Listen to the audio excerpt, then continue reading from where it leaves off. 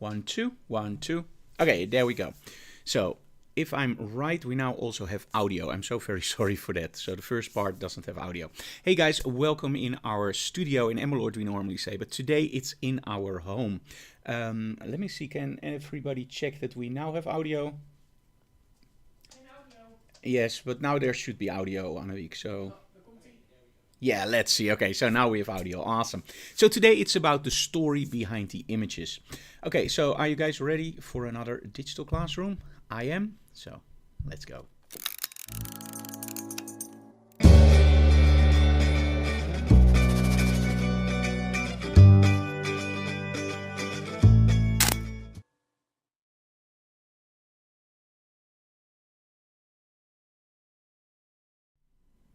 Okay, there we go. And by the way, I am very proud to announce that starting the next episode, and also a little bit this one, we also have supporters for Digital Classroom. So we have our main sponsors, BenQ and Rogue. And BenQ, of course, you all know from great monitors. And if you want to buy a monitor, there's very simple one thing that I want to tell you guys. Make sure that you buy a monitor that's hardware calibratable.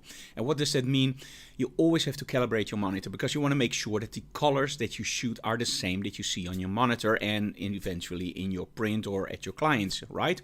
So having a monitor that is hardware calibratable is, in my opinion, really something that's very important. And the BenQ monitors, they all have hardware calibratable options. So at least the photography version. So make sure that you check out if that's available on the monitor. And of course, Rogue doesn't need an introduction, I think. They create some awesome stuff like the Frank Doro Flash Bender. Why did I mention that one first? I don't know. They have that new magnetic system. They have new umbrellas out. So Rogue, without any doubt, we've known them for more than 15 years. They're absolutely an amazing company. And they're joined next episode by Click Pro Backdrops, our own distributor, IQ Wire, and Calibrite. Yes, Calibrite is from the next one of a partner for Digital Classroom. So thank you so very much. Okay, guys, so today the story behind the images. So let me start by using a split screen so you guys can actually see what I've came up with. There we go. So let's hope that that works. Okay, awesome. Let me see. Sound is fine. Awesome. So the sound is now fine. Great.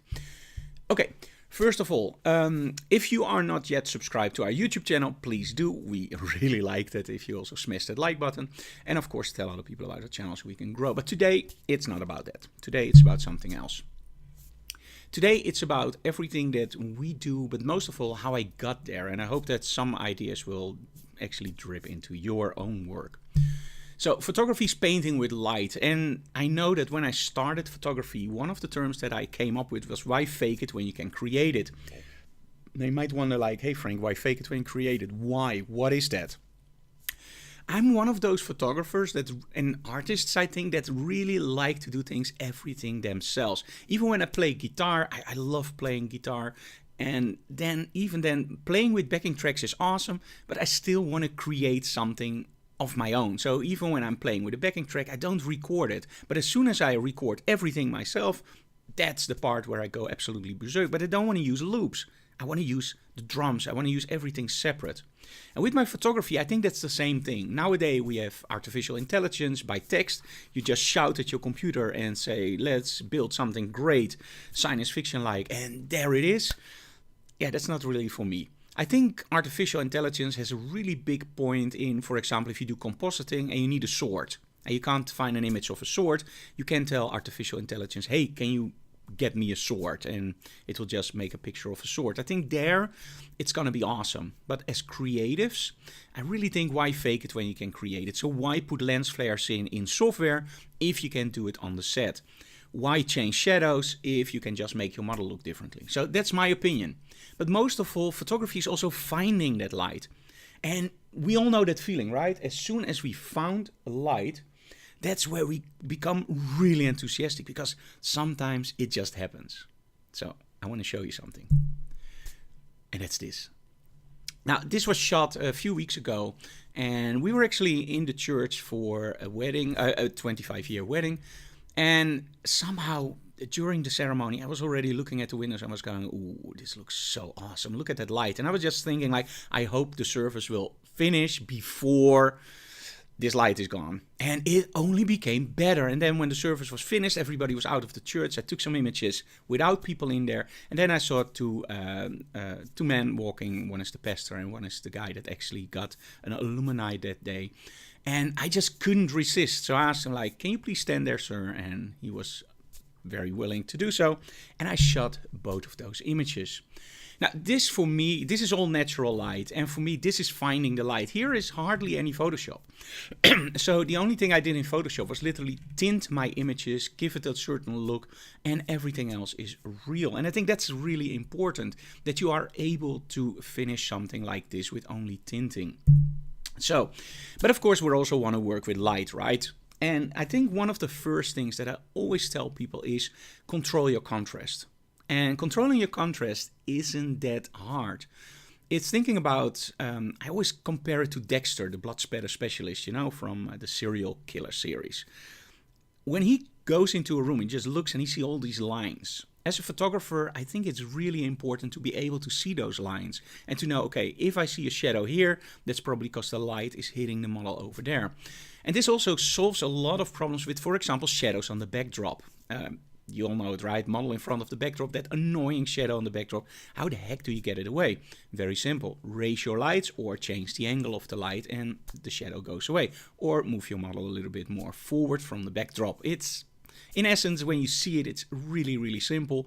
When the coin didn't fall yet, that's how or the light bulb didn't went off yet. That's where it's really difficult and you just can't figure out what's going on. Follow those lines, simplify it, make it stupid, and that works the best way ever. Okay, let me see if there are any questions. This is totally interactive, by the way, so you can ask whatever you want in between, no problems at all. Okay, so working with lights. Now, when I show something like this to somebody and they all like it, and I like it too, but for me it's a little bit too flat. However, what do you think I used here? And this is something that I think is pretty interesting to go over before we start the seminar. So look very closely at this image. So it's flat on the model. You see a little bit of a vignette on the backdrop that's not photoshopped in. The tinting, of course, is photoshopped in the skin. But everything else in lighting, I hardly ever retouch. So this is straight on. But if you move your lights to the side just a little bit, you get something like this. And I always call this the almost Rembrandt triangle, but not really there. Because if you have a really Rembrandt triangle, everything should be closed up.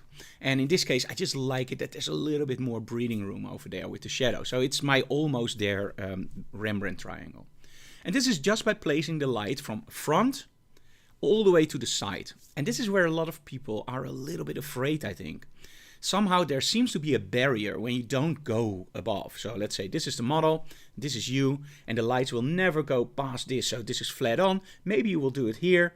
But for this kind of setups, you really have to place it almost beside your model. And then you get this really nice contrast. But somehow a lot of people are a little bit afraid to do that. So don't. I see already a response from somebody. Yeah, that's totally right, Ineke. I will tell it in a second. And here we go. So here I'm all the way on the side. I'm literally shooting straight into my light source and just letting that light hit our model. So I started out by saying, what kind of softbox do you think this is? Because this must be a very expensive softbox, right? Yeah, I agree. It should be a very expensive softbox. Look at this. Look at the spread of that light. Look at the contrast. Look at how it pops. Look at how it just looks. Yeah, I'm totally enthusiastic about this light. Look at the quality. And then when you add a little bit of blue in there, isn't that awesome? So let's talk about that. Because let's be honest, color evokes emotion, right? Color gives those images a little bit of extra. But, yeah, that mystery light source. I want to tell you a little bit of a story. When you start out with photography, one of the first things that you get is a mediocre strobe set. And maybe even, well, I started out with construction lights. They got very, very hot. And it was very, very, very, very bad. So it didn't really work. As soon as I started softening my light, I found out that that was really a fire hazard. So I decided to buy strobes. Now, the first thing I got with my strobe was a piece of umbrella, a reflector, and a really, really small, crappy softbox. And I started with the umbrellas and I really didn't like it. It's not my thing. And I've been saying that for many years. You know, umbrellas are only for rain, right? And maybe for some other purposes, but yeah. I started with that softbox and the reflectors, and that softbox I didn't really like. It was very harsh, and in all honesty, the reflectors, if you feather them away a little bit, they were almost as soft as that little softbox. So many years has passed, and of course you buy bigger softboxes, better softboxes, inner bevels, strip lights, Fresnels, and whatnot more. And you forget about all those crappy umbrellas. Now in March, we started the distribution for Rogue Expo Imaging in the Benelux. So that means that from March on, you can get the magnetic system from us, the Frank Dora flash benders, and all the new products. And you may or may not know this already, but they just released an umbrella kit. Yes, that was my first impression, like, okay, an umbrella kit, nice for starters. But of course I have to make videos about this stuff because we sell it to starters, right? And to shops. So I have to make sure that there's a video there explaining everything. I never thought I would fall in love with the umbrella like I do. Look at those images. And this was all shot, believe it or not, with one umbrella. The black umbrella from Rogue with a sleeve, which retails for about 90 euros. Imagine this. And it's a fiberglass, by the way. The only thing I added here was one strobe with a blue gel. Now, the reason I'm telling you guys this is not because we sell the umbrella, because it's a very, very price, how do you call it? I don't want to be cheap, but it doesn't cost a lot. So why should I promote it? Because the umbrella, right, everybody knows it. There's a different reason why I tell you guys this. The reason most professional photographers, including myself, hate the umbrella is because we started photography with the umbrella. And it just didn't work right because the umbrella was very, very hard to control and it just spread the light everywhere. The cool thing is, if you start to work with the umbrella with your knowledge that you have now, it's a totally different beast. And this is why, totally against all expectations, I don't use my big softbox at the moment anymore. I'm just using that black umbrella. It's insane, I know. It's a 90 euro piece of kit and the softbox is about 800 euros and I still levitate towards that umbrella. And the reason is actually pretty simple. The umbrella is a reflector, so it points out the light towards the reflector and then it goes out. Remember, beauty dish, right? Same thing. Strobe is here, beauty dish is there, it reflects back. All softboxes, except of course some softboxes, some exceptions, have the softbox here, and the strobe is behind the softbox, aiming through the softbox, hitting a diffusion panel, and then hitting the front bezel, creating a beautiful soft light. Don't get me wrong, but indirect light somehow always gives me a little bit more contrast, a little bit more edge, and it's just way more smooth. And that's, I think, why I totally fell in love again with that weird umbrella, where you literally go like, for a professional photographer, why the heck should you use an umbrella? I dare you guys to try it out, and I think you fall in love with it again because you're now using it with the knowledge you have now. Okay, let me see.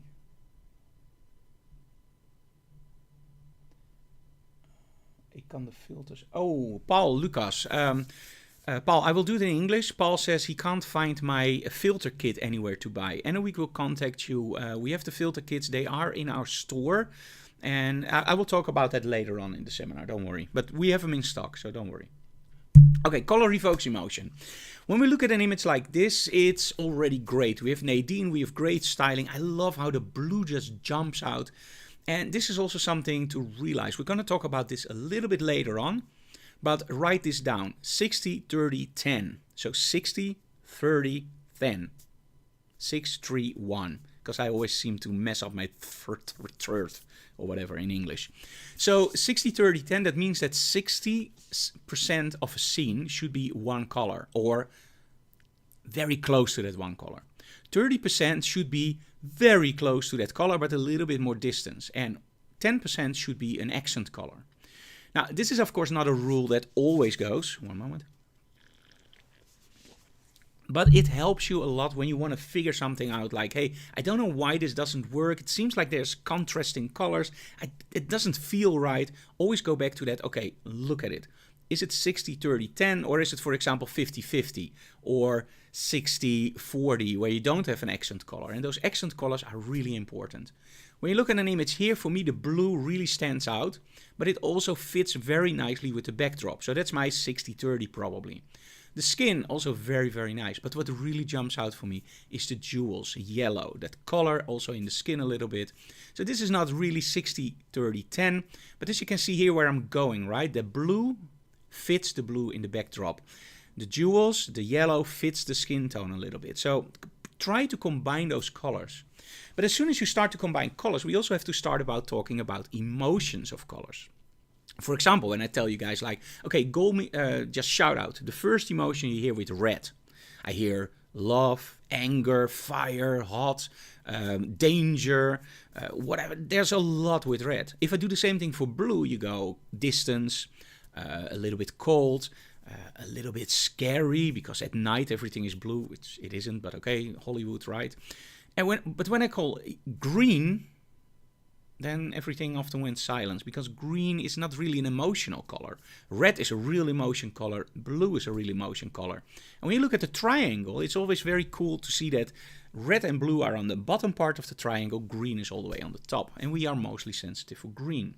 So when I'm using gels, I always try to do something that mimics close to blue and red. So that can be magenta, cyan, sometimes a little bit of yellow, but mostly blue and red.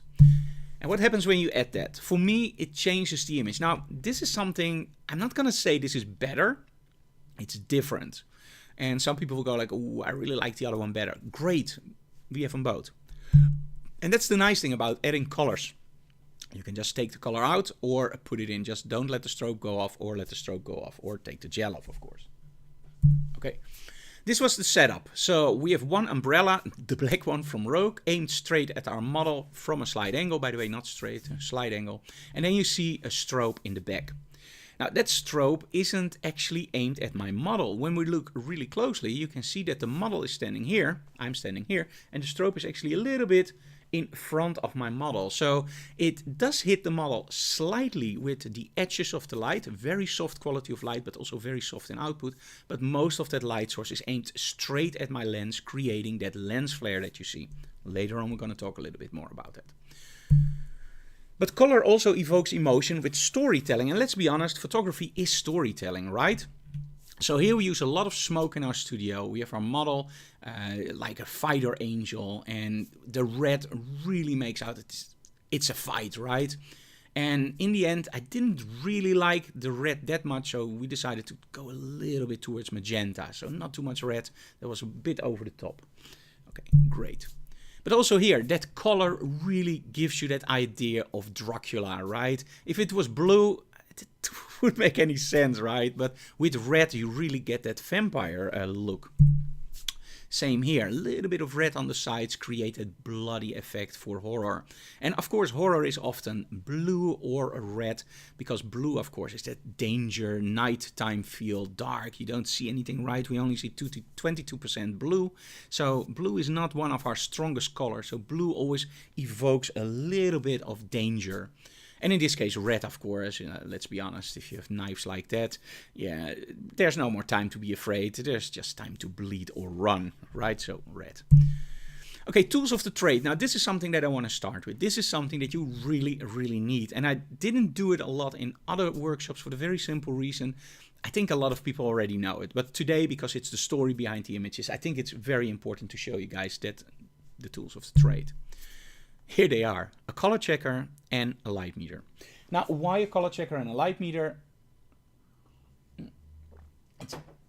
I'm still not 100% having my voice back, so sometimes I have to get something to drink. Sorry for that, guys. So why a color checker and a light meter? The light meter makes sure that your exposures are spot on. So perfect, right? The color checker makes sure that your colors are perfect. So you create a profile with your color checker, and because you're using a light meter, you're always having the proper exposure. Now what you guys have to remember is that colors always have three coordinates, an X, a Y, and a big Y. Hue, saturation, and luminance. In Photoshop or Capture One, you know this as HSL, hue, saturation, luminance. The weird thing is, I have a lot of conversations with people that don't believe in a light meter. It takes away your creativity. I always want to change the output a little bit. And I agree, I 100% agree with the second part. Because in most cases, I meter, for example, f8, but to give more atmosphere to a shot, I'm actually shooting it on, for example, well, f11 to make it a little bit darker. There's only one thing that a lot of those people forget. That big Y from luminance in a color. If you lower the luminance in a color, it will become more saturated. This is a really good trick. If you are in Photoshop and you always wonder like, how the heck did Frank get all those reds to be so saturated and he doesn't clip any channels? The reason is very simple. I don't use a lot of saturation. When I want a color really saturated, I lower the luminance. Because if I lower the luminance, the color will look more muddy, more saturated. But it also means that if I don't use a light meter on location, the luminance of those colors will be different. So that means that from one set to another, you will see changes in color. And that's something, if you're not careful, you can never take out in post. Or you spend a lot of time figuring it out, and then in the end, it doesn't work for all the different colors. So make sure that you use a color checker and a light meter. But hey Frank, what if I after that want to underexpose? No problem. We call that pre-retouching. In other words, in the camera retouching. You shoot it with the color checker and your light meter, and then you just lower the output of your strobes and you create the image that you want. But never lower the output of your strobes to what you like and then use the color checker. So you always start with the perfect base.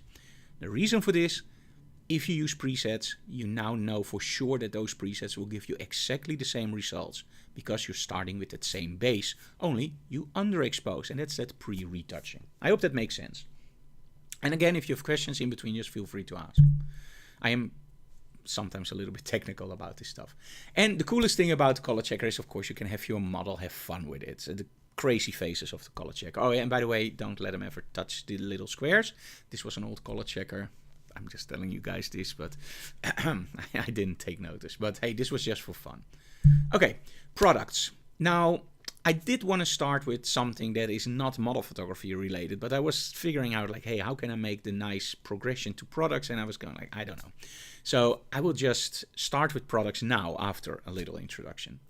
So before COVID, I didn't do a lot of product photography. Of course, we did product photography, but it was more like, hey, we need a picture of something. Okay, just bring it in. And I just did my work, you know. I shot it against a white backdrop. I shot it against a colored backdrop or against a black backdrop. But it was always a product shot. Now, during COVID, of course, we were all stuck at home in lockdowns. And somehow that just also triggers my imagination. Because at first you're, of course, going like, oh my God, what's going on?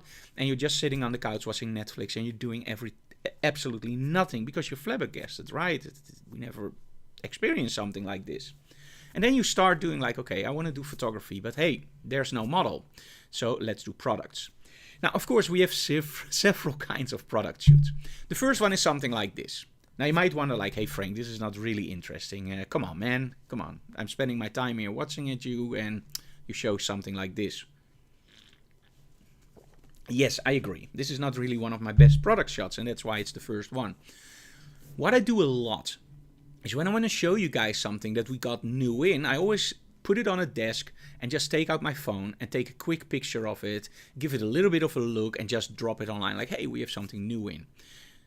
However, what I try to do always is I do try to make it interesting. Like, for example, if you look at this shot, there's not really something wrong with the shot. You can see the aperture ring, you can see the reflection of the glass, you can see lens baby very clearly, you can see it's a tilt lens. So I'm actually showing you everything. Only it isn't interesting, right? And this is how I thought a long time, until we came into lockdowns. So, white backdrop, our IQ wire cables. Very simple, right? Let's do it against black. Yeah, also very, very simple. But what if we get, for example, lights? Well, let's reflect that a little bit. But still, it's not really something where I go like, wow. So I got these in from a manufacturer of guitar pedals. And I just made some images for him. I was going like, hey dude, okay, great pedals. Let's make some images against white. And he really liked those images. And let's be honest, what's not to like, right? You see everything. They're white on white. You can cut them out. You can put them on your website. But they're really boring, right? And when I play guitar, let me just show you something, just for fun. This is something totally different from, for example, this one, or, for example, this one. So why does a guitar player have more instruments? Well, very simple. Let me put that back. Very simple. Every time that I pick up a guitar, I come into a different mood. When I pick up the Fender Strats, I'm really into that John Mayer mood. Playing a little bit of blues, a little bit of overdrive, but not too much. When I pick up that Jiva, the second one, I'm really into shredding mode. I'm going fast, I'm going through the corners, I'm burning off my fretboard. For as far as I can do that, but okay. When I take the Steve Vai guitar, I'm a little bit more, that's the third one, I'm a little bit more into that mystery mood. So why shoot pedals against a white backdrop? Right. We have to get mood in those pedals. And this is something, and this is why I started with this. You can do mood into model photography, but you can do the same thing with product photography. Now, I'm not a product photographer, so I'm just going to show you some stuff that I did. So I love music, right? And this was shot with Lume Cubes and my phone. This was during the first week of lockdowns. And I was just totally flabbergasted. I didn't know what to do anymore. So I just laid down my an old drum machine and I just some stuff in the back, one little snoot from Lume Cube on it, and that's it. Yeah, nice. This was the setup. So snoot and two small non-light blue LED tubes. You can do the same thing with an older drum computer in Yamaha. Same light setup, only now with green, because I thought, hey, that fitted a little bit better with Yamaha. And then I started doing action figures, because I really missed shooting people. And at one point, the action figures, of course, well, they're a little bit people. This one is actually pretty big. Adding a little bit of smoke, adding a little bit of backdrop. And then I started with smaller action figures, trying if I can do a little bit of compositing. And I ended up with something like this, more in the anime style. Is it very great? No. But then it just dawned at me. It was going like, hey, if you can do stuff like this, why not add a little bit more atmosphere to my products? So Enoweek had this nice parfum from JVC that we got a few years ago. And we just placed it there, add some change to it. And hey, if you've time, why not? Just spend an hour on it. Well, just do it. And then I started doing like, hey, let's shoot those pedals again, but now totally different. So my first shot, and this is why I include it, is always with a color checker, because I want to make sure that the level of attention to these pedals, the colors, the swirls, are very, very much sought after. So he's literally looking at paints like which one. So who am I as a photographer to change his colors, right? So I want to make sure that somebody orders this pedal, he gets this pedal and not something that's, hey, I thought it was blue, it's cyan. So that's why it's important. And then I started playing. First, like this. And I really like this. I like this a lot better than on blue and on white. And why? Because when I played with this pedal, I really got that warm feeling. Everything that he does has this really nice, warm, tube-like quality. If you play guitars, you immediately know what I mean. It's that tube-like quality. It's just awesome. It's like a really good steak. Let me put it this one. Or a hamburger. Okay. Maybe a little bit less. And then I started doing it with the other pedals. And I was going like, ooh. And then I thought, let's add a little bit of red. Add a little bit of lens flare. Add a little bit of smoke. Change the angles. Maybe split lighting, red and then on the other white. So you don't really mess up the swirl. Because that's important, right? We still want to have that atmosphere in there with that red. But I don't want to destroy that swirl. So I do have to make sure that it jumps out. And maybe something like this. Now, I have to be honest with you guys. This was the setup, by the way. When I started sending in the white images to RJMs, he was really enthusiastic and he was going like, I really like this stuff. This is what I want on the website. When I send them the ones on the red, he was going like, ooh, this is amazing. This is awesome. The only problem was, of course, it didn't fit with the rest of his pedals. So if I do something that extreme, I have to shoot his whole collection. Or maybe only, for example, the Elite series or whatever. Just talk to your client. If your client goes like, I really like this, but everything before but is BS. So make sure that if a client says but, you always go like, okay, but can we make a solution for this? So for example, only your high-end pedals, we shoot this way and everything else against white. That will also make the more high-end pedals sell easier. I know it sounds weird, but somehow if you shoot it like that, it sells easier. But when I started adding those lens flares and the smoke, that's when he totally went berserk. And he was going like, this is great. The thing was, the white ones, in his opinion, were great for the website. The ones, again, the red, he was a little bit confused. Like, okay, I really like this, but it's so different from the white. But as soon as I started working with lens flash and with red, it just clicked for him and was going like, okay, this is going to be like the top header of all the pedals. And that's the thing. What I found out from that client, and that was actually that there are so many different areas of where to point your product photography. And I became totally obsessed with finding that way. So we did something for Sony with the new projectors. You probably saw it online. And in the end, we actually started combining it with, for example, the guitars, just having some fun with it. And then, of course, you break down your studio and you start to photograph everything, start to play with depth of field again, start to see, okay, how can I, with my model photography, I know how it works, but now let's do it with products. So I started doing this kinds of stuff. And this is all stuff that we had handy because at that point, all the stores were closed, right? You couldn't get anything. Change the guitar in the back, for example, something like this, or maybe something like this, depending on the client. If it's more like a jazz listener client or somebody that loves jazz, he will probably like a hollow body more. If it's more like a metalhead, he will like something like this more. So try to also figure out what's going on in the backdrop. The backdrop is just as important as the front, maybe even important, maybe more important, I mean. And then I started doing my own pedals in front of the guitar. So I was kind of like, and don't worry, this is a fake one. In case you don't know, if this would be a real one, it would retail for about 5,000 euros. This one was about 25 euros, so don't worry. And then I started putting his pedals in front of my guitars. And this was the series. This is something which I actually meant for the top of his website. And this is great for example, an advertisement. Right? And just give your model one of those pedals and shoot something. Okay, special effects and what you can do with lenses. So after I did all that product photography stuff, I, of course, went back into the studio with our models. And one of the things that I love to do is experiment with stuff. I want to make sure that all my images, one, tell a story, they look great, but most of all, that they also, well, give you something to look at, something where you go like, oh, how did he do that? And I think if you do that, then an image for me is successful. If people go like, yeah, nice model, you go like, But if they go like, hey, how the hell did you do that? Or, oh, that's really moody. That's where I'm after. So special effects. So for example, you already saw it at the start of the seminar, we use lens babies. And lens babies are awesome because you can literally just change your field of focus. So how the heck does that work? This is your sensor. This is normally your lens. So it's straight on, right? But what if you change your lens like this? Now, when you shoot, and let's just do something really crazy, 1.0 lens, or 0.95 lens, that's the fastest I believe that's available. And you aim it straight at the wall, everything will be sharp from top to bottom, left to right.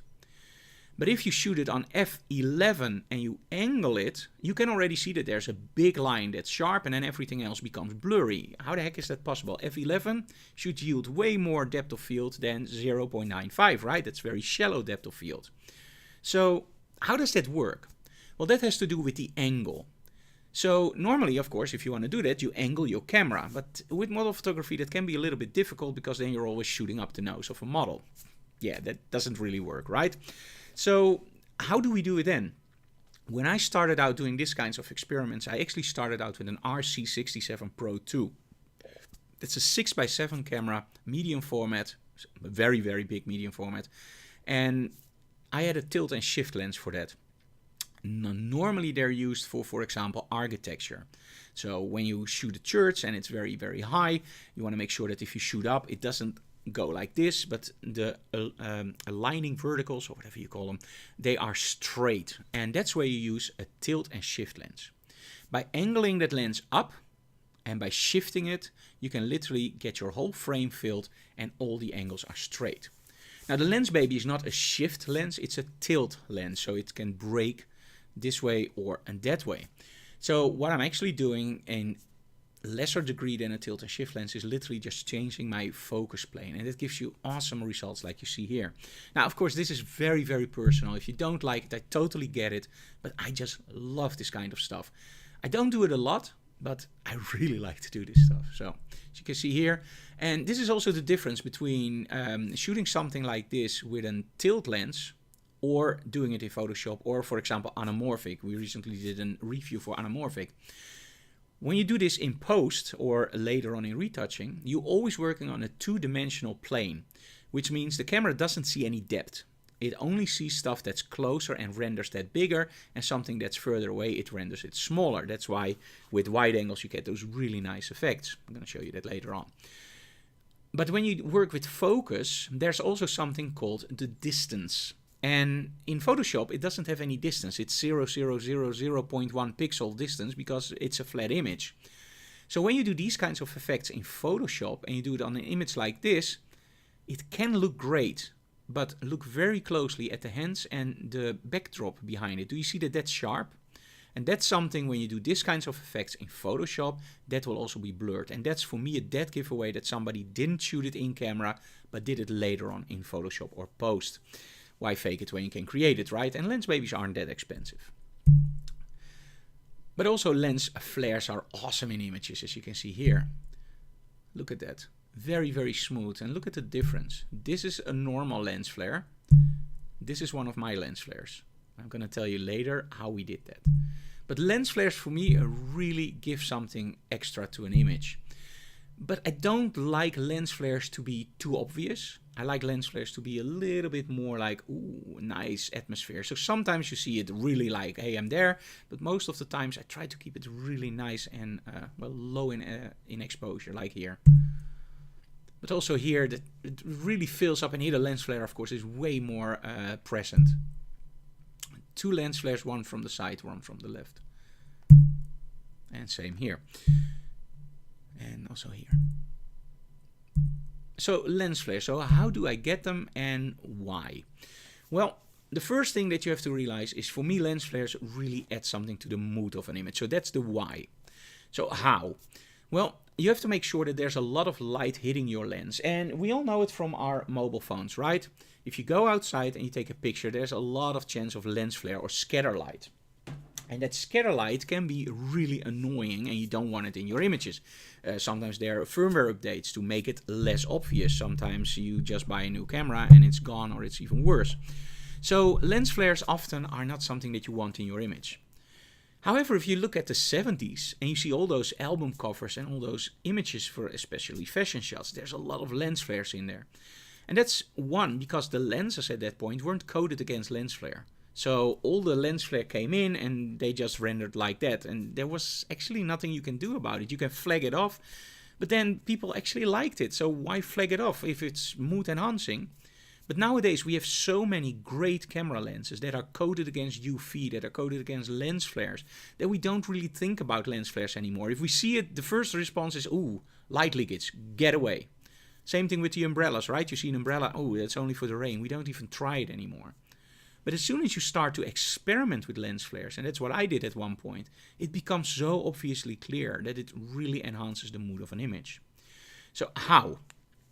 The first thing is getting a lot of light straight in your lens. If you do it from the side, the effect will be a lot less. If you do it straight on, it's perfect. If you angle it too low, if you angle it too high, it's all very, very fickly. It's very much figuring out where to place it to get it perfect.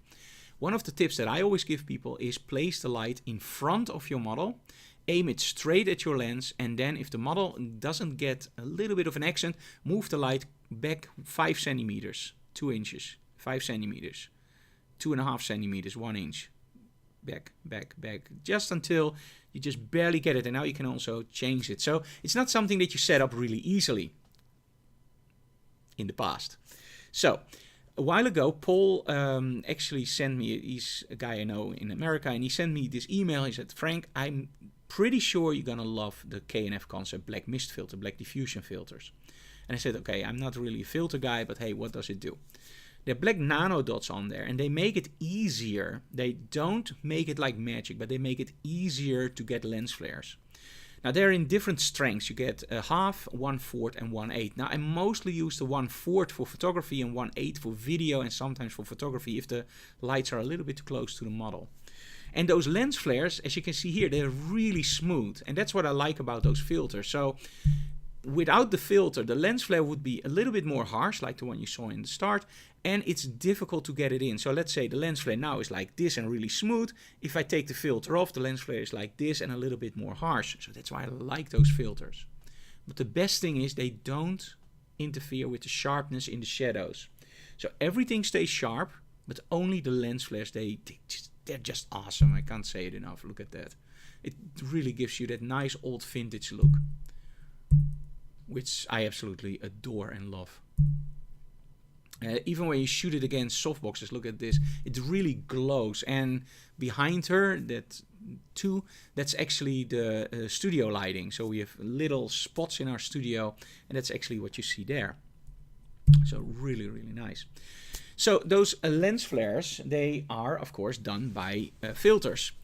Now, I've been promoting K&F Concept for a while now, and the thing is that somehow I always like to work with people, and I always like to give my opinion about, hey, I would really like this combo. So we started talking with Mo Fides, and he's the Dutch distributor for K&F Concept at the moment. And I said, you know, I love the 1.4, I love the 1.8, and outside I also use a variable ND filter for strobes. Now, most of you guys don't know this, but strobes are limited to 125th of a second. Now, sometimes you can get away with higher, for example, with speed lights, or if your system supports HSS, high speed sync, or HS, hypersync. Then you can get higher, but for example, my Hensels, they top out with 125th of a second. That means when you want to fight the sun outside, you're often shooting on f16 or f22 ISO 50. Shallow depth of field is nowhere to be found. And this is where we use ND filters. An ND filter takes away light hitting your lens. So that means that if you shoot normally on f11 and you use a 1 stop, you're now shooting on f8. If you're using 2 stops, you're now shooting 5.6. 3 stops, f4. 4 stops, get it, 2.8. So that's what I love to use. So black mist 1.4, 1.8 and a variable ND filter because, hey, you may not know it, but variable ND filters are also on the market. And what's a variable ND filter? It's actually one filter where you can just twist and you make it less or more dense, getting in more light or less light. But when you use so many filters, there's also a big problem. And that big problem is, of course, a little bit of sand or a little bit of dust can get in your filter mount, and for the love of it, you can't get the freaking thing off your lens. The only thing that's left is just throw it on the floor, stamp on it, and just write it off. Yeah, not really, but it happened for me a lot that I didn't get the filter off. I just did the whole workshop with the filter on, came home and tried my best to get it off, and then at one point you just hear click, and it got off. So I was going like, ooh, I don't like this if I want to change filters. And especially when people ask me like, can you see the before and after? Yeah, I was always a little bit scared. Now, you may or may not know this, there's also a magnetic system for filters. And K&F Concept has a magnetic system, but not all the filters that I wanted are on the magnetic system. We can now officially release this for you guys. Let me show you a little bit closer to the camera. This is a handmade leather pouch. Now, I'm not really into leather, but I really like this one. And inside, you will find, believe it or not, you will find a really cool variable ND filter, 8 to 128. And the nice thing is, as you can see here, no handle. So this is a filter without any handle. It's magnetic. You will find a magnetic ring inside the pouch. So in other words, you put a magnetic ring on your camera, and after that, you just click the filters on. You will find a 1.4 and a 1.8 and a connector cap. Oh, I have to, oh. You have to do it again. I have to do it again. Okay, let me do it again. So let me go for main camera. I thought it was clear, but okay, let me do that. Okay, so I'm going to show you again. So here we have the beautiful leather pouch. Let me close that up. Thank you, Annemiek. Really nice, as you can see here. I already showed you the filters that are in there. So we have the variable ND filter, the 1.8, the 1.4 black mist, and the magnetic ring, and a protection cap. So in my opinion, when you buy everything separate, it should be, of course, cheaper than in a signature kit. And that's the problem often. Often you buy a premium for the name of the photographer. Now, in this case, I didn't do anything, right? I didn't invent those filters. I didn't make those filters. So that didn't make any sense for me. So I really pushed them like, okay, if we want to sell this, I want to make sure that it's cheaper than buying the 3 filters separate. And I believe at this moment, and a week is gone already, but I believe that if you calculate it back, you get the magnetic system almost for free compared to the screw-on system if you buy it as a kit. So they're available now on our website and of course in stores that sell K&F Concept. So make sure you check that out or ask for it for the Frank Dorff K&F Concept kit. Very proud to be able to have a kit with my name. That's awesome, right?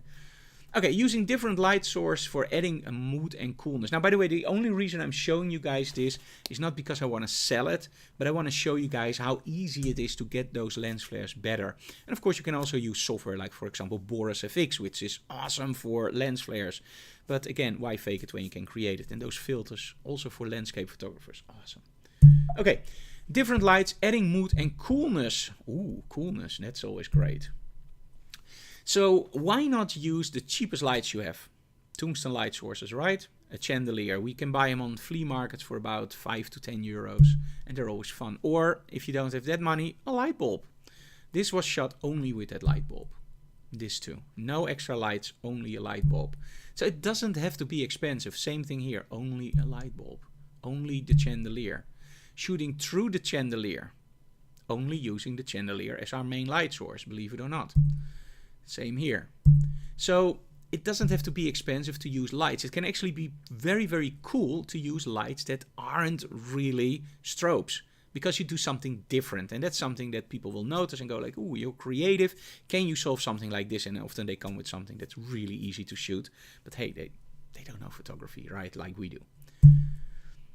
I really like this. This is an old window that we bought from a junkyard, and we just put some Christmas lights behind it and some Christmas balls, and Nadine was just looking out of the window. We underexposed it, remember underexposing for atmosphere, and I just love the outcome. It really looks like an almost filmic look. Oh, and by the way, we're very soon going to start a workshop called Filmic Looks, where we're going to shoot in the studio and we're going to aim for images that look like they could be used in a movie. So not model photography or fashion photography. We're going to aim for stuff like this or a horror scene, but not where the model poses, but where she really does something. So a little bit of a mix between cosplay and the classical masters. It's going to be an awesome workshop. I'm pretty sure about it. And of course, if you even don't have any light bulbs, use a candle. Now, I have to be honest with this one. The candles, they use a lot of ISO. So I believe this shot was done on 64,000 ISO. But let's be honest, on the Sony cameras, it doesn't really matter anymore because they're so great with noise. So don't be afraid. Just shoot it, use some noise killer, and you're gone. But also, for example, how about using fluorescent tubes? Now, fluorescent tubes, of course, aren't really fun, right?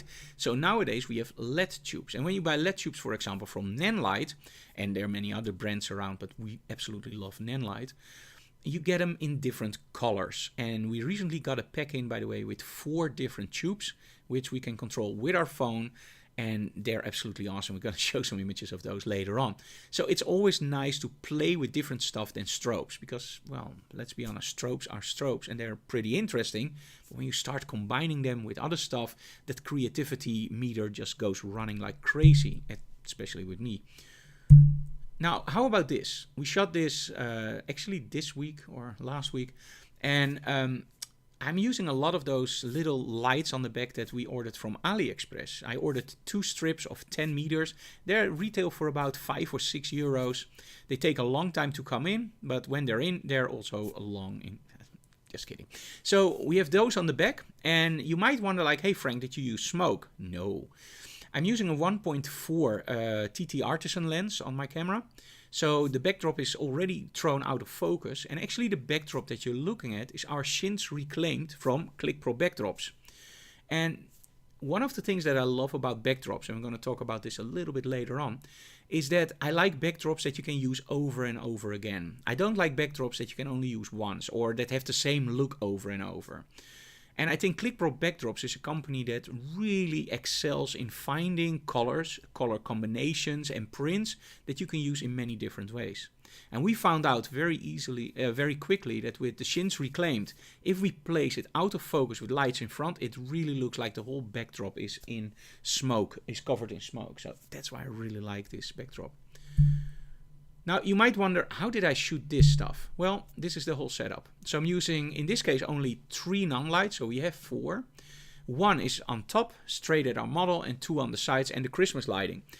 In the end, I was really surprised because this is all shot at, I believe, ISO 3200, 2000, so it wasn't really that high up. And that's because mostly the LED tubes give out a lot of lights, and the backdrop, of course, you want to dim because those lights you want out of focus, but you don't want that whole backdrop to light up. And in all honesty, add a little bit of smoke to this and you are golden and you have amazing images. Same here. Really, really nice. But this one is different, right? Remember contrast control? Yes. At one point we decided to just move the light to the side and then you can create a little bit more contrast. So what you can do with your strobes, the same thing of course you can do with continuous lighting. Okay, but why not use your cell phone? In this case, everything, including the main light, was shot with phones. So it could be the most expensive lighting setup I ever used, because those phones, of course, aren't cheap. But hey, we all have those phones, so why not use them and shoot people with it? Photography, of course. Okay, the angles of light and lens choice. And let's be honest, guys, it's not a 1, 2, 3 plain vanilla kind of thing. It is really something to think about, because angles of light, we already talked about it, creates contrast. So let's look at this. So I'm using here a flash bender from Rogue from the top aimed down, and that's the only light source I'm using here. Now, because I'm using a light backdrop, I can get away with this. If I would choose a darker backdrop, this wouldn't work. So in other words, and we talked about this before very shortly, choosing the backdrop is incredibly important for your images, like using the right color. And this is something I think when people look at those images, they go like, okay, it's nice, but let's create it. And they try to recreate the images and they send it to me like, hey Frank, what else did you do? Because I can't get that separation. And then they have a really dark backdrop.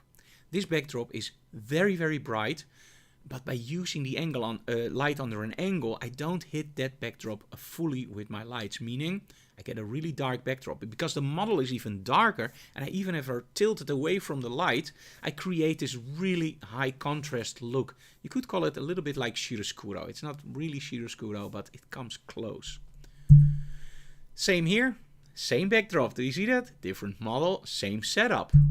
And I just love that setup. And here we're actually also playing a little bit more with diffusion in front of the lens. So I believe we used a pantyhose here in front of the lens to create a really nice soft quality of light. You can find this stuff also on our newest Kelby 1 videos. So we did 3 new videos for Kelby 1. And one of them is already online. And in one of them you will see a setup like this. And I highly recommend looking at it. I think it's really interesting to do what you can do with a pantyhose. Same here, different backdrop. Same light setup? Not really. What I'm using here is another flash bender, but just a speed light. And I'm using the zoom of the speed light to narrow my beam of light on the back. Now, narrowing a beam of light you can do different ways. You can do it with a snoot, you can do it with a grid, or you can flag it. But in the case of speed lights, you also have something called zoom. Now imagine this, if you have a speed light on top of your camera, that's where they officially are designed for, and you would shoot with a 24 to 70, it doesn't make any sense to have your strobe go off in 24 mode while you're in 70 mode, because you're losing a lot of light, right? So that's why when you zoom your lens, you should hear your strobe also zoom in and out. It's a little bit of a Fresnel that moves forward and backwards and mimics at that point your 70mm or your 24. Now the Nissan strobes that we're using can actually go up to 200mm. So that means that I can go from 24 really wide all the way down to a very narrow beam of light. And I believe this was somewhere around 70. And I think it's really important that when you use your strobes, and then we're going to talk again about that creativity, that you use it also in ways that it isn't really designed for. Now it is of course designed to zoom, but not to create that pattern on the backdrop. That's something that you can do with it. So think about your strobes in a different way. Not only what they're designed for, but also, hey, it can zoom. Maybe it can be used on the backdrop, and it can. Angles and the rest. So we now talked about the angles of the light, and you saw that really extreme angle. And at the start with the umbrella, how I always call that the 3 steps. Flat on, half contrast, like an almost Rembrandt, and then into the light, really high contrast. But there's also something else with leading lines in an image. And landscape photographers know this. Now, I never know which one I like most. This one or this one. But they're totally different. Different angles, different looks, different emotions from those 2 shots. Yeah, I don't know. Now, when we go outside with strobes and we shoot something like this isn't bad. But somehow it doesn't excite me. I'm not sitting here like, ooh, that's a nice image. I'm more like, yeah, nice. I like the mask. I like the dress. I like the model. I like the backdrop. I actually like everything in the image. So why, Frank? What's wrong? That's the problem. It's not wrong. It's, in my opinion, a really cool image. But what if I stopped here? I take the shot. I look at it and go like, ooh, I really like this. But why do I like this? I like this because of the styling. I like this because of the model. And I really love the way that the light is focused on my model. We use a grid here, very aggressive grid on a 14-inch reflector with an Hensel Porty. And it just focuses that light like crazy. And you just push away the sun like it's nothing. Because there's a lot of power coming from that reflector. So I could have stopped here. But why not push yourself a little bit more? This doesn't work. Let's be totally honest. This is crap. But do you see that there's a lot of stuff going into the back? And you go like, what if we shoot it from here? Okay, now we're getting somewhere. I like this better than the first one. But I'm still not convinced. I'm still not going like, ooh, this is it. So what if I lower my own position? There we go. So now we have a nice leading line. We have our model, a little bit like a heroic pose. If you shoot from low up, it always looks a little bit more heroic. And I really like this shot. It's totally different. But it's not as flat as the first one. The cool thing is, shoot them all. Let's be honest, we're shooting digital, guys. It doesn't cost you any money to shoot them all. Just shoot them all. For the very simple reason, you can choose later on. And maybe when I look back at this 2 years in, I go like, oh, I really don't like this one. I like the other one. And at that point, I still have them. But also lower gives you that powerful pose, almost like a superhero pose. Also, this was shot during one of the Kelby classes, by the way. Low angle, shooting up, awesome look. Same here. And do you see the sun? A lot of strobe power. And this is actually using an ND filter. So we're shooting this, I think, with on the maximum setting of the ND filter, so on 128. And as you can see here, the sun just becomes really beautiful, but you don't have those stripes in the sun. Now, the reason I'm using an ND filter here is not because of the shallow depth of field, because, well, it's still on a very pretty much big depth of field. But the reason is also in the sun. When you look very closely and you shoot something like this on f22, the sun will have really distinct beams of light. And somehow I don't really like that. I like it a little bit softer. By using an ND filter, I can go down in my aperture and I don't have those streaks in the sun. So it just looks a little bit nicer. And an ND filter works great for that. Now, there's also something else, and we already talked about this also before. The camera doesn't see depth. It only renders something that's closer, bigger. Look at this. My hand is now way bigger, or I'm going to grab you. But my hand is now smaller. And when I place it behind my face, now I have a really small hand. But the more I move it forward, the bigger that hand becomes. And at one point, you don't even see my face anymore. By using a wide-angle lens, you enhance that effect. Now, wide-angle lenses are not great for portraiture because they really distort the face. But in the middle, it's often great. But what if you use that distortion to your advantage by aiming somewhere or using it to put something in front? We use it a lot with product photography if we use models, like, for example, the K&F concept set. And then we just have a model hold it in front of the camera and all the way in the back. And we're going to post those images soon. It just looks great with wide angles. Or if you shoot a magician, wide angles, awesome for this. And of course here, the Magician's Book. Now this is a cool story, by the way. This guy is awesome. I really had a lot of fun with him. And at one point he wanted everything against a white backdrop. And he said, okay, I have this magic secret book, and there's all this fire coming off. And I was going like, okay, that's cool. But I'm not will give that contrast. So he insisted to do it against a white backdrop. But he also told me that every time he lit it on fire, it cost him a little bit of money because, well, it isn't cheap, that stuff, right? So I told him like, okay, do it once against the white backdrop. So he saw it and said, yeah, I can Photoshop that. I said, okay, so now your time is over. You have done your photo shoot. Please stay a while. And I pulled up the white backdrop and I lowered, or I didn't have to lower the black one. I used the black one and I said, can you do that fire once more? And he just turned it on. He looked at the monitor and was going like, oh, you're a magician. No. Contrast. If you have a very, very bright backdrop and you use something like smoke or fire and you don't light it from the back, or you light it from the front, or you light it from the sides, it doesn't really matter. It doesn't show up. If you use a black backdrop and you light it from the back, it really shows up as smoke. If you light it from the front, not so much, but from the back, oh my, it really shines. And as you can see here, he's really happy with it because this was one of the final shots and then he already saw the samples.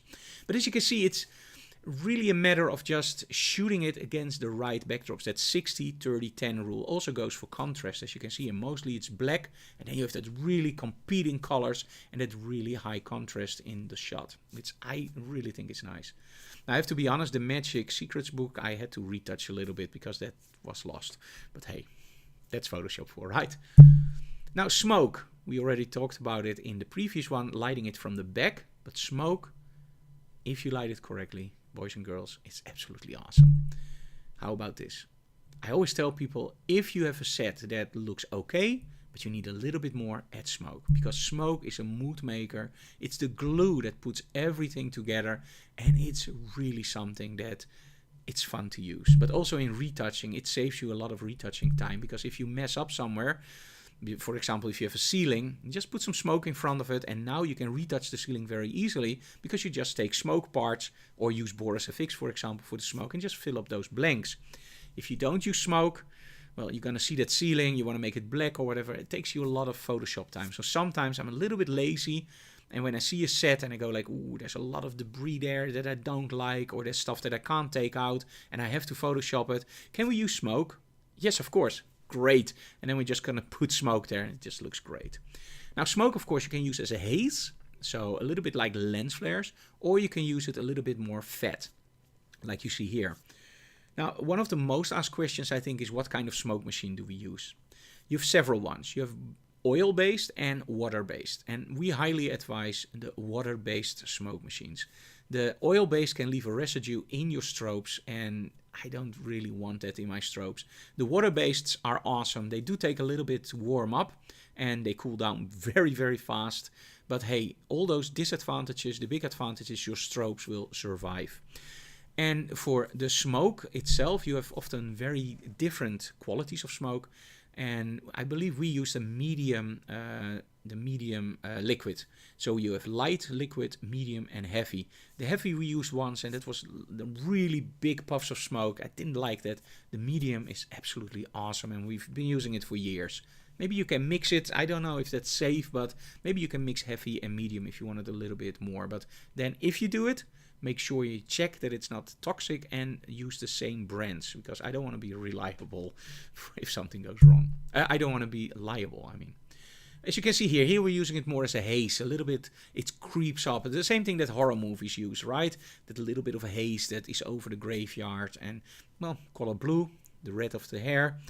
60-30-10, remember? There we go. That's why we love this shot. Okay. So smoke, a mood maker, the glue that puts everything together. But now let's go one step further and pinpoint your lights.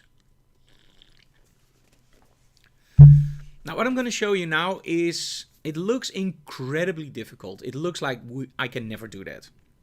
Don't worry, it's pretty simple. But you have to make sure that you are 100% up your game. So that means that you really have to aim the light and the model can't move.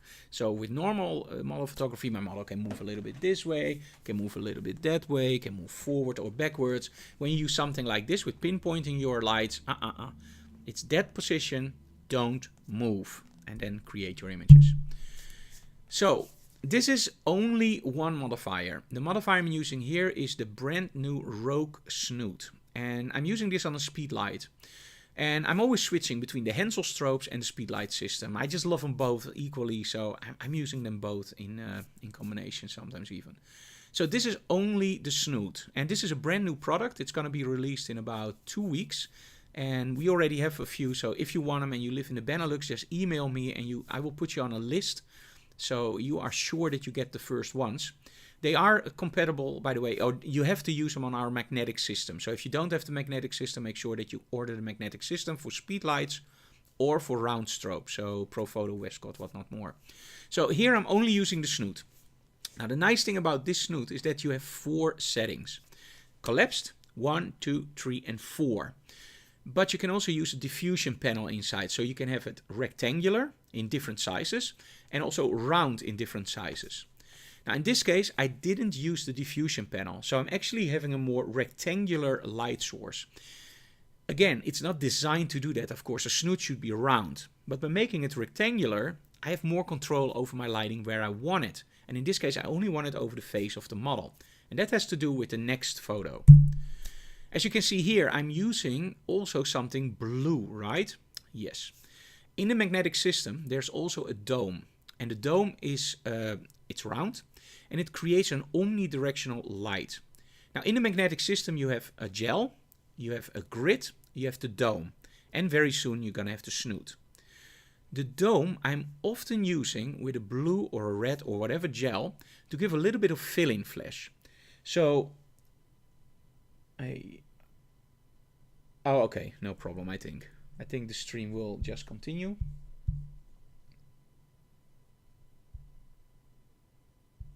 Okay guys, if you see a problem, just refresh because YouTube gives me some problems, but hey. Okay, same here. So what I'm doing is I'm using that blue gel about 2 or 3 stops, in this case almost 4 stops under my main light. So it's just a little bit there, like cooking, giving a little bit of salt, a little bit of pepper, but not too much.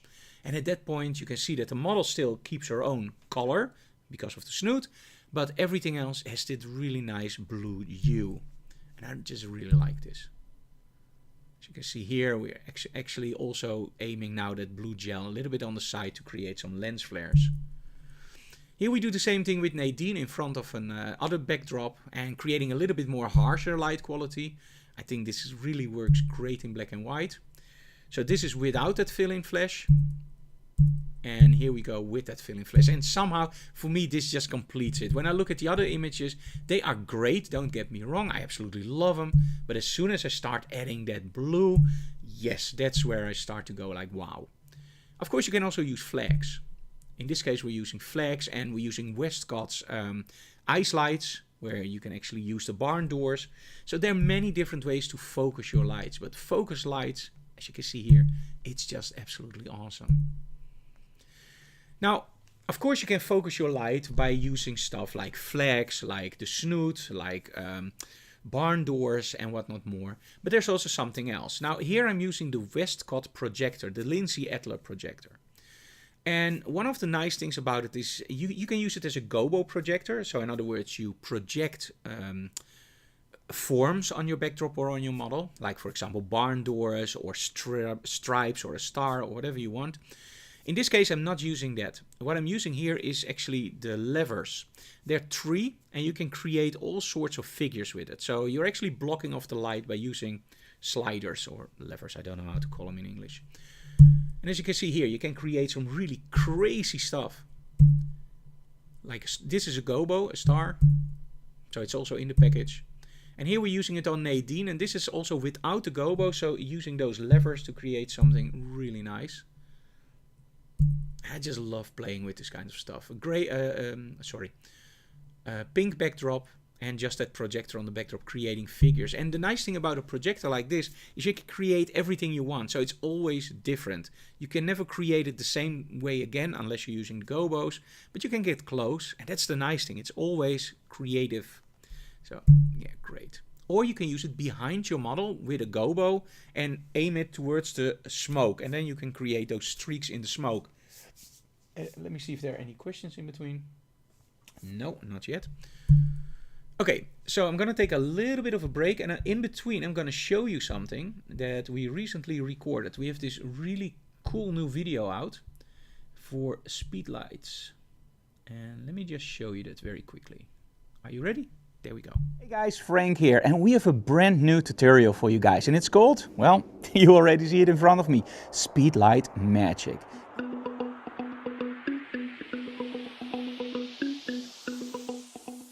And we all know those little strobes, right? But did you know that those strobes are incredibly creative? That you can do almost anything you want with them? Well, this is the video if you want to know more about the speedlights. We're going to talk about the techniques like high-speed sync, first curtain sync, second curtain sync. We're going to talk about fighting daylight, how to mix strobe, what is flash exposure compensation, what is zooming, and a lot more. But we're also going to talk about stuff that's really important for your workflow. What about the perfect remote controls? How about mounting those strobes on a stand? What is a boom stand? Why do you want to use it? And of course, what are my favorite modifiers?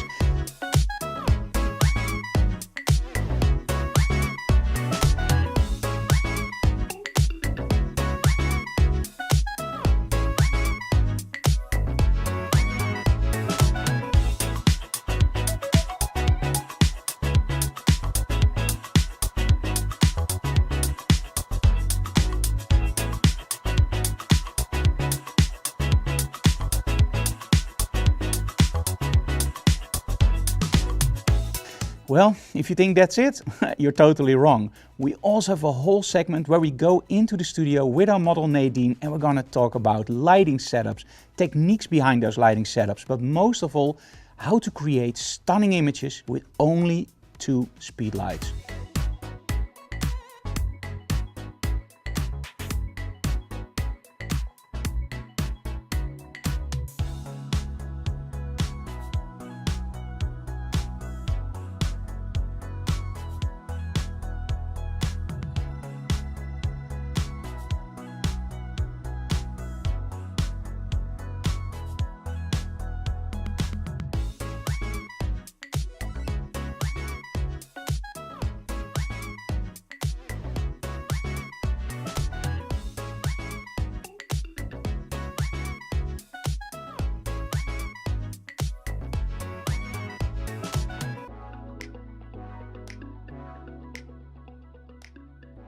Does that sound interesting to you guys? It sure does to me. So join us on Speedlight Magic, available now.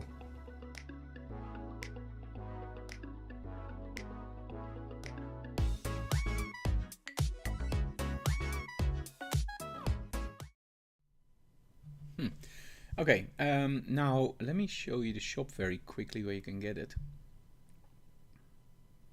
Okay. Now, the video about the speedlights is something that we worked on for a very long time, for the very simple reason we want to do it right. And with speedlights, there's so much that we can tell.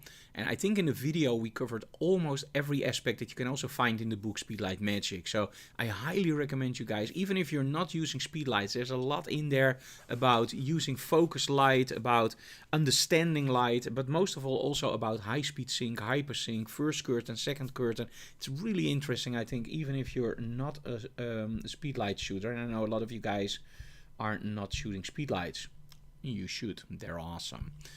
Okay, backgrounds, often overlooked but also important. You already see that my cap in March this year.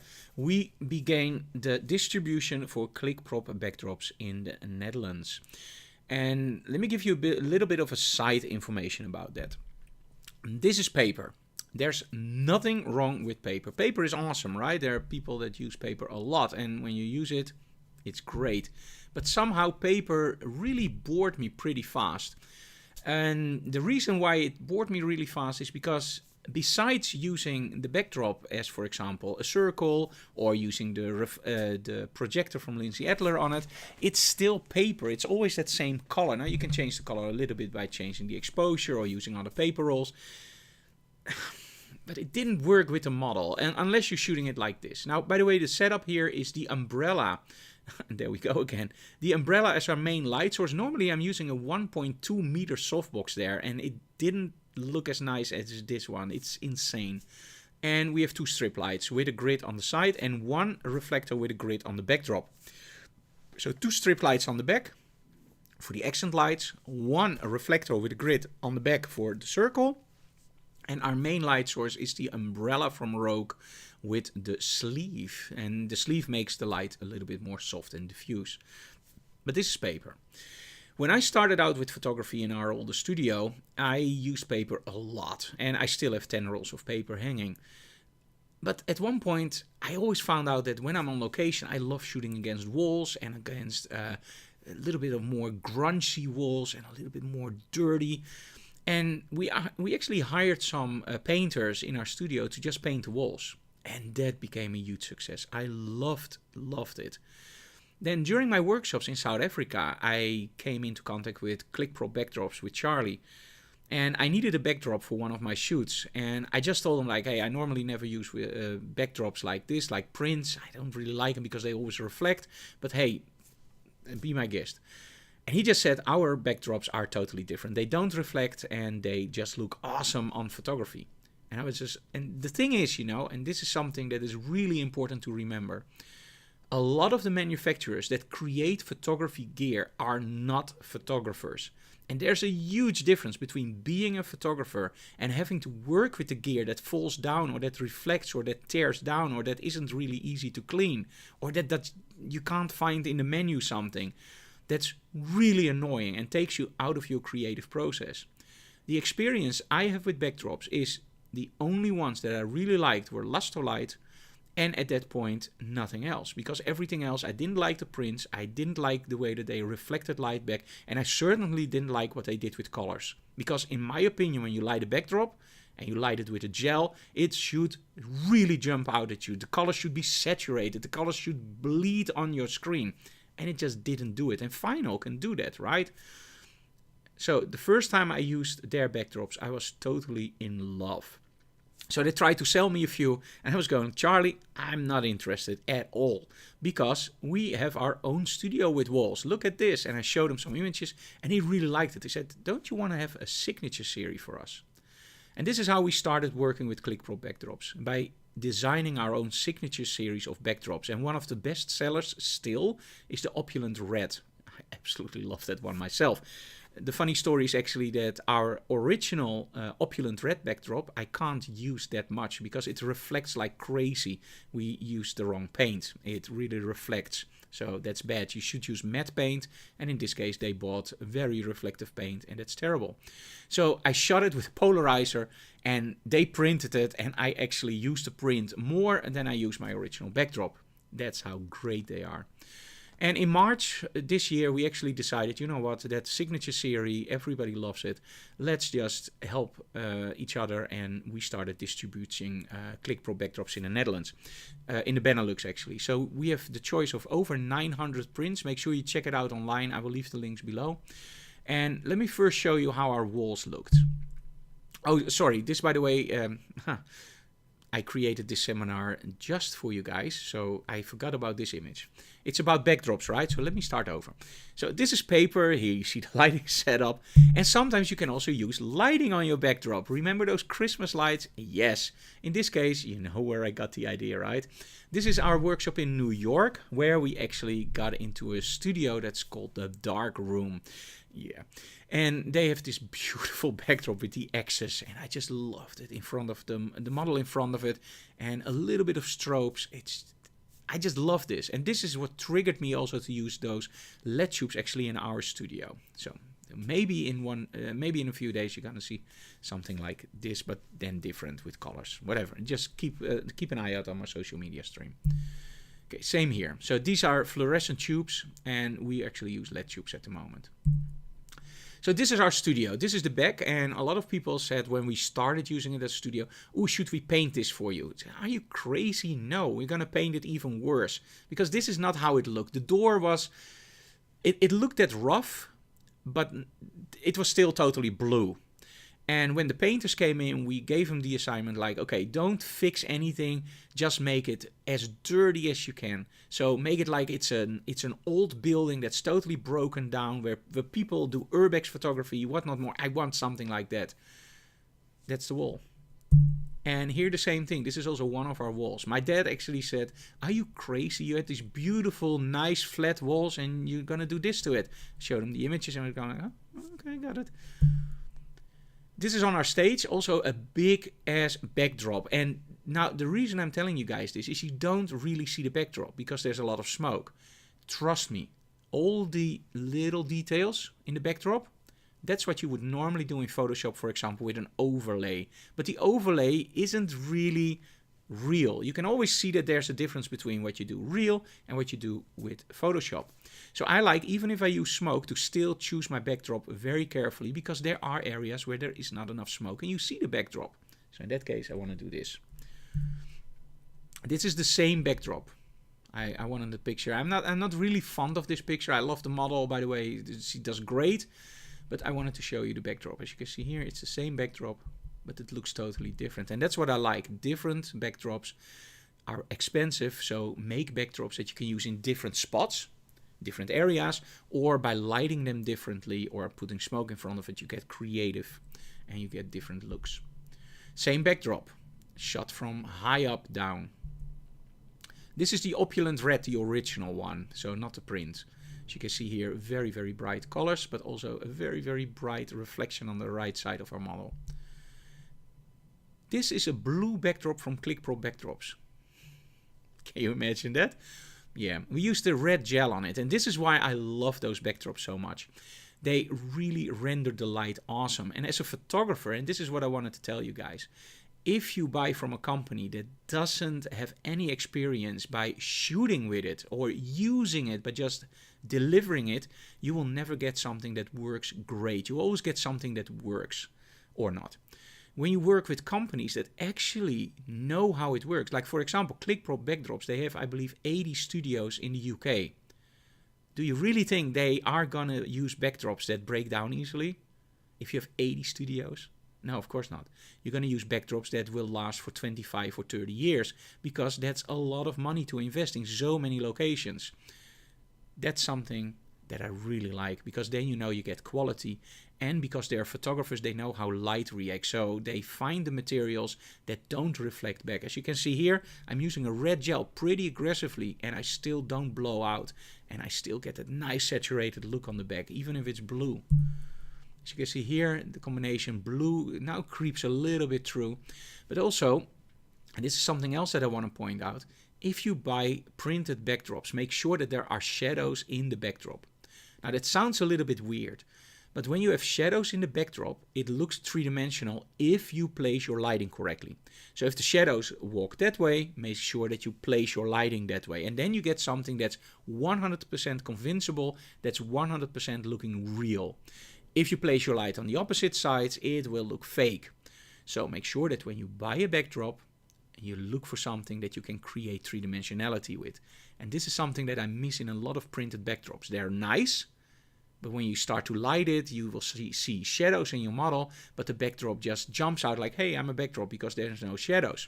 When you look at this, it really looks like that paint is really coming loose from those, from the wood. And I never saw that before in backdrops, so I really like that three-dimensionality look. Sorry, I'm really enthusiastic about those backdrops. Here we have them against the metal, and metal is also one that I use in a lot of different setups. Different lighting, sometimes I use a little bit of blue, again, to make that metal jump out. And that's something that I love about those backdrops. Look at the difference between that one. You can really see the blue, and here it's more subdued. Same here. Now, one of the things that I want to warn you guys for, when I started with ClickPro Backdrops, I made a mistake.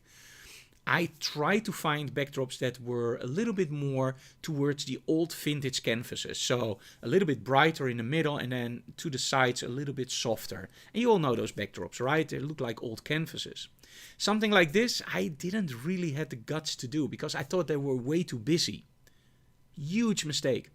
These backdrops are kick-ass and awesome because now, remember what I told you in the front? The backdrop is just as important as everything that's in the front. Remember the guitars? Changing a rock guitar for a jazz guitar gives you a totally different audience but also a different look. Same with backdrops. If you are able to use a very, very busy backdrop like this one and you can combine it with a very harsh look in your model, you can create something that's awesome, and that's way better than shooting it against paper or a plain backdrop. Do combine it a little bit. And this is one of my favorites, I think.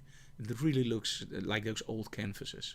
But as you can see here, I'm always trying to combine everything together so you get a flow in your image. So it's not just a model and a backdrop. No, it's a backdrop including the model, or a model including the bed. They fit together, you know what I mean?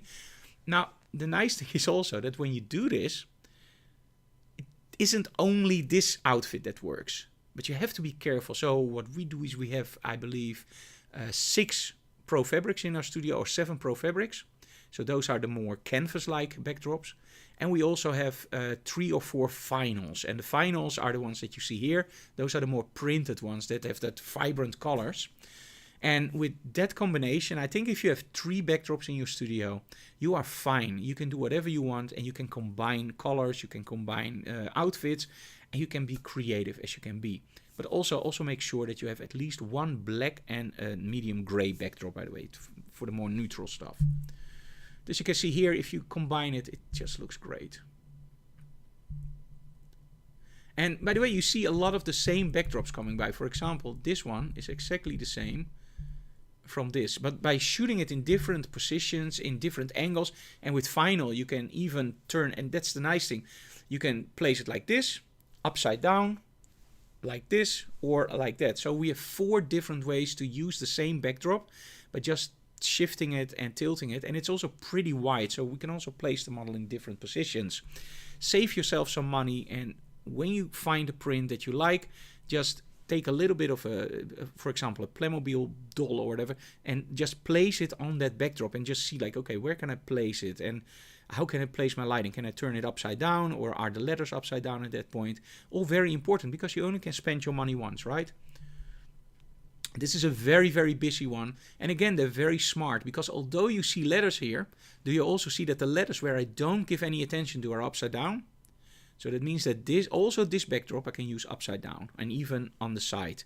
Now I have to be honest, this position is the best, but we also used it upside down, and it also looked great. And I just love how the colors just pop. This is our antique wall, and this is the way that you shouldn't use it. As you can see here I'm using it straight on. It's okay, but it doesn't really give you the depth that backdrop can give you. Place your model slightly in front, and your light under an angle. Sorry guys. Mimicking those shadows. You see the shadows in my light? And now it's way more three-dimensional. So compare it to this one. Here you can really see that it's a printed backdrop. It's okay. It's not spectacular, but hey, it's nice. But here you can literally start to see, hey, maybe it's real. Probably not, but maybe, because see the shadows, they follow even her hands. It makes it three-dimensional. Awesome. But only by placing the light from the side. Low angle works great for this backdrop.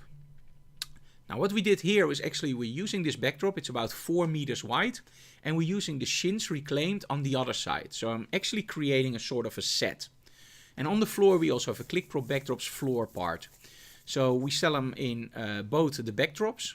So we have Pro Fabric, which mimics a little bit the old canvases. We have the Vinyl for the really sharp prints and the vibrant colors, and you can turn them upside down and sideways. And we also have floor parts. Now, of course, for floor parts, you can also go to your do-it-to-yourself store and buy some vinyl, for example, that you normally use in your kitchen. It's very cheap if you buy something that's that they can't sell anymore because it's too small.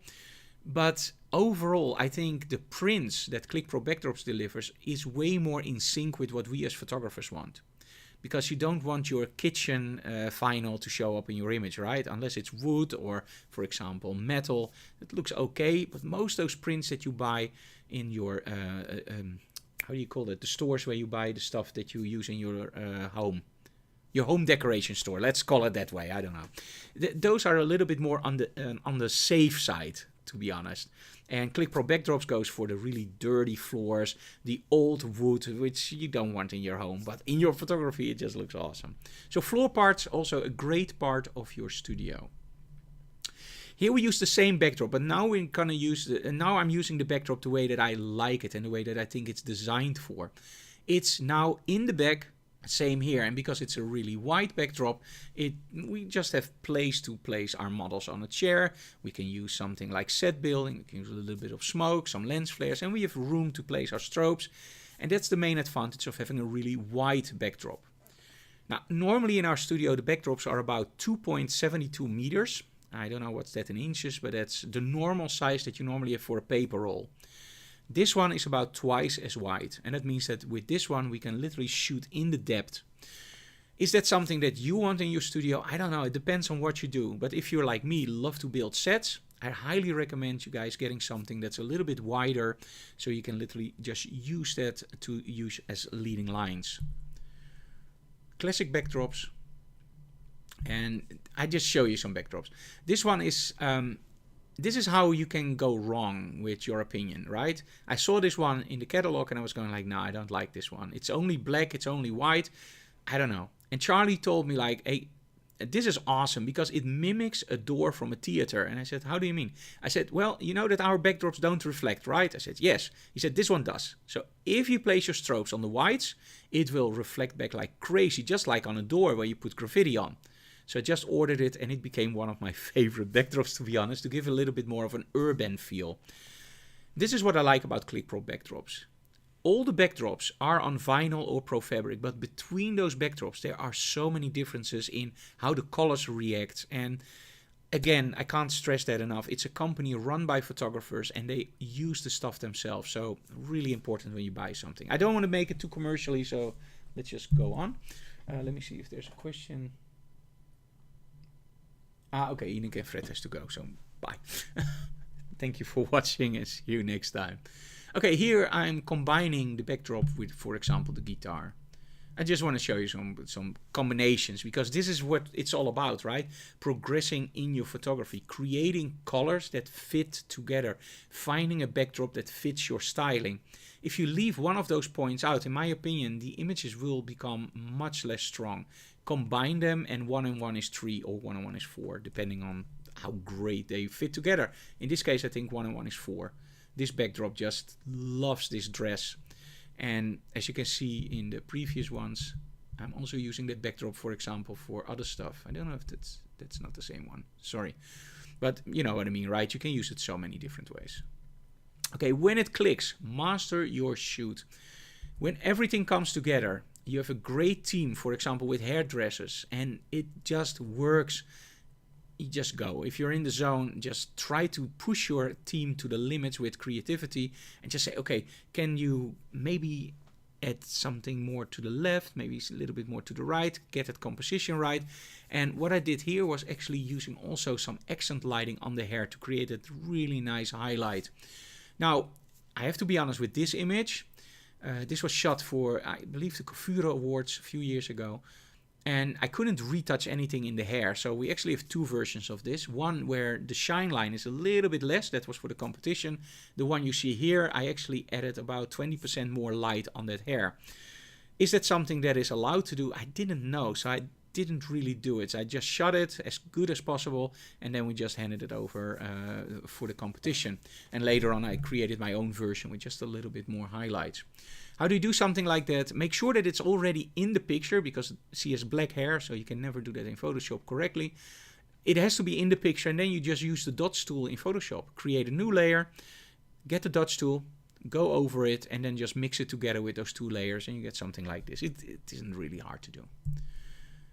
Black on black, really like this shot. I just wanted to put it in to show you guys that if you are a little bit more confident with your lighting, you start to experiment more. And as soon as you start experimenting, cool things can happen. As you can see here, I just love how those colors pop. But if you do black on black, of course, you can also do white on white. Use this carefully with a light meter and you can see all the details. If you overexpose this by 2/10 of a stop or 3/10 of a stop, all the detail will be gone in those beautiful I don't know how you call it, this plastic, but the kraag. I don't know the English term for it, but you know what I mean. The color, that's it. Same here, when everything comes together, you have models that are not afraid to use expressions. Today we didn't talk about expressions, but expressions in a photo shoot are of course incredibly important. If I tell you the workshop like this and I don't do anything with my voice and I just go monotone door, I think you guys will be falling asleep in about 5 minutes. I don't do any expression yet in my face, so it's really boring, right? But if you do it like this, look at the expression of the model. It's awesome, right? I'm using my hands, I'm moving around, I'm showing you an image with expression. That keeps you awake and that makes it more interesting and engaging to see. So although we're shooting still images, images that are not moving, make sure that you have something in there that moves. And it can be expression, it can be a jump, or something that just flows. And it doesn't always have to be movement. It can be in the backdrop, it can be the smoke, it can be the lens flare. And in this case, of course, the awesome expression of Nadine. Look at that. But also don't be afraid to show your lighting in your images. You know, a lot of the older photographers, they showed their whole studio. Think about Richard Avedon, David LaChapelle. That's not an older photographer, by the way. Richard Avedon. They all show Helmut Newton, Helmut Newton, Richard Avedon, David Bailey. That's the three I wanted to mention. You often see a lot of the paper rolls still in the picture. You see a little bit of the stands in the picture. And maybe they cropped it out later or they just let it in. Why not? It looks great, right? In this case, I'm just going to show you, I'm just showing the lights in the frame. Can I take them out? Yes, of course, easy. Just select them and use content aware fill and they're gone. So there's a reason they're there. Why are they there? I don't have a clue, to be honest. I shot it. In my mind, I was going like, okay, in Photoshop, I can take the lights out. I looked at the image and was going like, why should I take the lights out? They look absolutely great. They fit in the image. Just leave them in. In this case, we took them out, and this is actually something where you see smoke as glue that puts everything together. You see expression from the model, really straightforward. You see a low angle. You see leading lines going up. Most of all, you see a beautiful lens flare in the back. And believe it or not, the whole kit that she's wearing is only cardboard bags. So the stuff that you get in the store, and that you later on, of course, paper bags, sorry, which you later on throw out or recycle or whatever. That's everything she's wearing. Paper bags. And some gas masks, by the way, which we had in our studio. We just bought them on a flea market. Don't worry, we're not afraid of anything that we would need a gas mask for. Oh, I do want to give you guys one tip that's really important that can save somebody's life. I didn't know this either. So I hope older models are not watching which actually wore that gas mask. If you buy a gas mask, make sure that you take all the filters out and you don't let your model wear it when it's not 100% clean. I didn't know this, and I know now, but there is mold. There can be mold inside the filters. So as soon as you put on an old gas mask that you bought on a flea market, and you, for fun you put it in front of your face and you go like, I'm your father, there's a big chance that you get mold inside your lungs, and that's not really healthy. In most cases, probably there won't be any problem at all, but just know this. So when you buy a gas mask, take the filter off, clean it out, make sure that there's nothing in there that can damage your health, and then just put it back together again. Very important if you do photo shoots with gas masks, and it makes it easier to breathe. Same here, great backdrop, little bit of smoke in front of the backdrop that really combines the backdrop with the smoke, and that's the thing that I'm going for. I want to see the backdrop, but I don't want to see the backdrop. You get it, right? The smoke is the main attraction. The backdrop is a little bit like an overlay for the smoke. And then of course your model is there. Now when you're using smoke, and I didn't say this in the smoke part, don't sandwich smoke. So don't give your model here, smoke there, and then backdrop. What we always do is we have our model here, then we pump smoke in the back, make sure that everything is filled up with smoke, and then we just give a little bit of a puff before the model, and then I take the photo. So you can see that here, there's a little bit of smoke wrapping around the model.